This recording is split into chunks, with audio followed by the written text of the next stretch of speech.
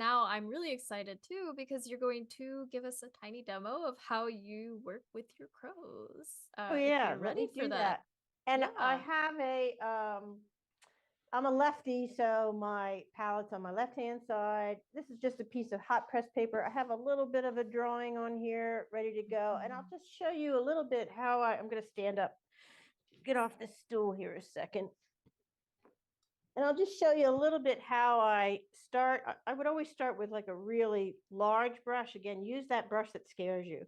If I started with a small brush, I would end up with small shapes. But um, so what I'll often do when I'm looking at, I work top to bottom. I am working on an angle. I do have a little bit of a block here. It's like a 6 by 6 inch wood block.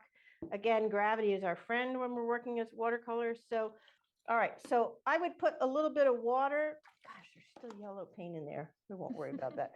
Put a little bit of water on an edge here because I want to sort of show a wing in flight. So if you put water down, watch what happens when you pick up your paint. I'm just grabbing a little cerulean blue here. So you end up with a beautiful soft edge to start because you've already wet that page there. You've already put a little water on there. I also would even do a little bit of splattering at this point just to kind of loosen edges. And again, because I'm working on an angle, the paint will move down the page with very little effort. Again, do a little splattering. And again, watercolor, it's got this beautiful bead here. So all you have to do is sort of lead this bead down the page. And I'll grab a teeny bit of Payne's Gray. And you could use any dark with this. I found the Payne's Gray works well with the cerulean blue because the Payne's Gray does have a little bit of blue in it. So when I do these crows, I usually start with one wash top to bottom and just sort of start to establish where the shapes are going to be. I don't really worry too much about getting my darks in to start. Every once in a while, I'll get the painting to work in the first go. The paint that I put down is what I end up with. But most of the time, it's just working this way, and I'm just sort of finding some of the shape in here. So again, I can still touch some of that cerulean right in there, or just do a little splattering.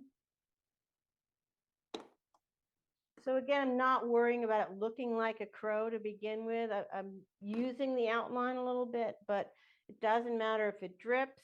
Drips are good.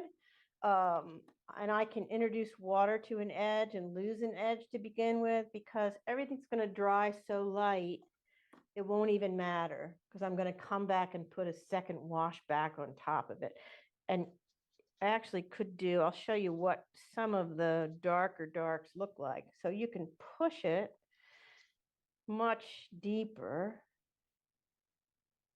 as well. So that starts to show you what the body of the bird would look like in the second application. So that's just a little introduction to how I start to lay that paint down. Very fluid, very free, painting outside the edges. It doesn't matter if paint gets somewhere you didn't think it was going to go because really it doesn't matter in the end. It won't even show up. And you can always take a spray bottle and spray it off after it's dry, but really I just try to incorporate all those happy accidents into the painting and follow them where they take me.